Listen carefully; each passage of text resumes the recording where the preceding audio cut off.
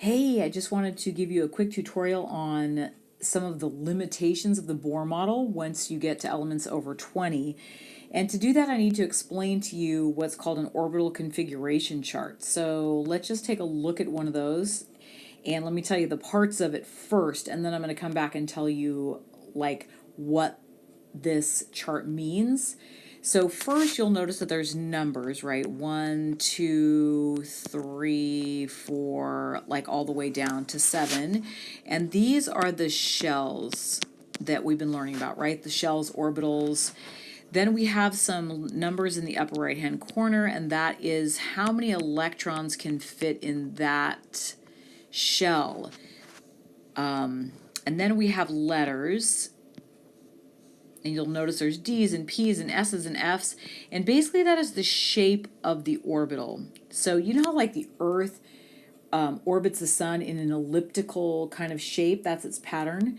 Well, S orbitals, so electrons orbiting the nucleus in an S-shaped pattern will look like this, very like kind of circular. P shapes are kind of like figure eights. D shapes kind of get more complex. And every time there's a different letter, that is showing basically a different pattern that the electrons orbit in.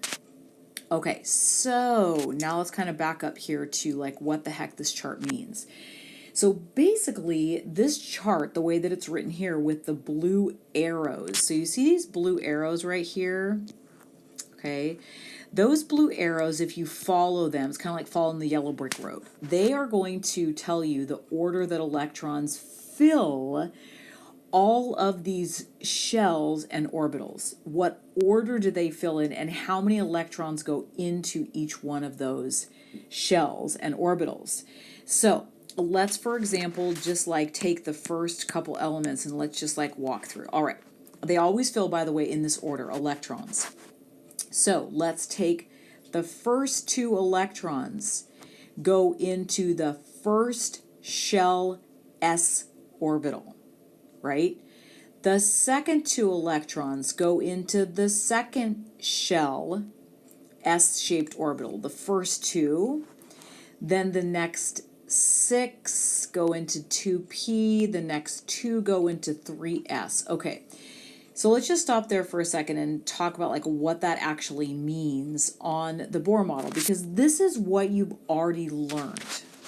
So we learned that the first 2 electrons go into the first shell. Then we learned the next 8 electrons go into the second shell. Well, that's exactly what this shows, right? 2 and then 6, and they go in that order. So let's put those 8 here. 1, 2, 3, 4, 5, 6, 7, 8. Okay, so far nothing is new. If we follow the little orange arrows, we have 1s2, 2s2, 2p6. Nothing is particularly new so far. Okay, now let's go out to the third shell. So you can see the third shell puts 2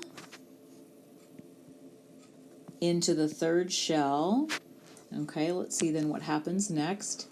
Next is the 3p, 6 go there.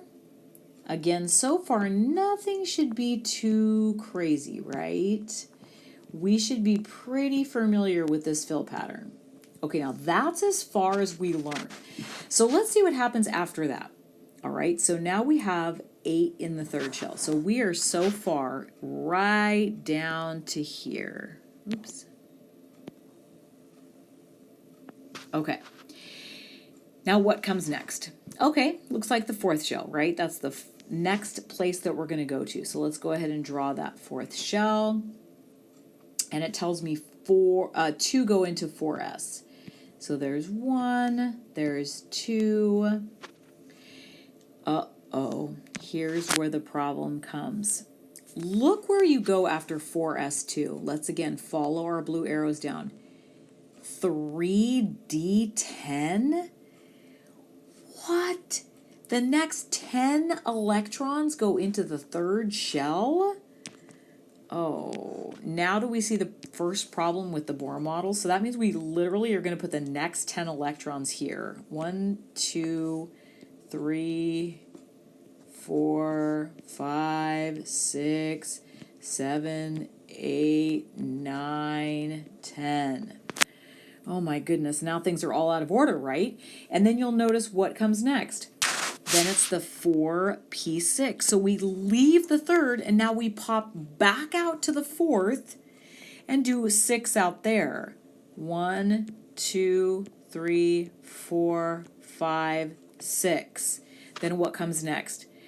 The 5s2. So now we jump out to the fifth shell, put 2 out there. Then we drop back to the fourth. Okay, so let me just stop us right there. Do you see how after element number 20, we start going out of order, right? So we are now hopping from the third shell to the fourth shell, then back to the third shell, then to the fourth, then to the fifth, then back to the fourth shell. So we are now hopping all over the place. So basically, this model right here, this normal old Bohr model that we've been talking about, starts to really not be that helpful, because look at everything it's leaving out. It's kind of leaving out what energy shell we go in and what order. It's also leaving out all the shapes right here, right? The Bohr model doesn't tell us like all these beautiful shapes that the electrons travel in. It just makes it look like every electron's traveling in a circular pattern. So the Bohr model is too simple. The analogy I started to give last week was, it's kind of like an artist using a stick figure. Great for like a kindergartner, great for like a little funny cartoon that you might need to like put on TV that's really quick. But would a doctor ever want to use a stick figure as a model for what he needs to understand about the internal workings of the body? No. So he would abandon the stick figure and he would move on to more complex models. And that's all that's going on here. So let me just show you kind of, I just drew titanium down here again, just to kind of like talk us through the problems, just like in one more quick little way. But titanium is element number 22 on the periodic table. And so remember we talked about the problem with the Bohr model kind of like not really showing us the fill pattern correctly. And sure enough, look at this. You see these 2 electrons right here? Well, those are the 2 last electrons added, but do you notice they're in the third shell? So that's really not very helpful. There was also 2 electrons out here in the fourth shell, right? But when we look at the Lewis structure for titanium, check this out. There's 4 electrons in the outer shell. But when we look at it over here, we only see 2 electrons in the outer shell. And that's because these 2 electrons right here kind of act like valence electrons because of the last 2 added, because the orbitals start getting like very complex, right? So do you see how now the Bohr model, not only does it not show the order very well, it just kind of can't, it also doesn't really help with valence electrons anymore.